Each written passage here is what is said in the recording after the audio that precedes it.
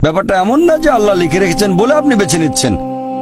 যেহেতু আপনি এটাই বেছে নেবেন, তাই আল্লাহ আগে লিখে রেখেছেন।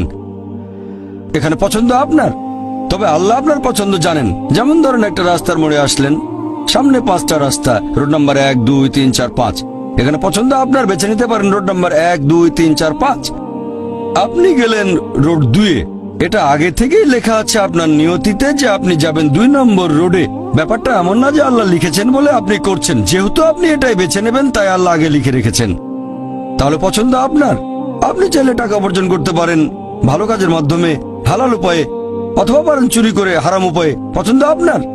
ধরেন চুরি করলেন, এটা আপনার সিদ্ধান্ত। তবে আল্লাহ আগে থেকে জানেন যে এই লোকটা সহজে টাকা পেতে চায়, তাই চুরি করবে।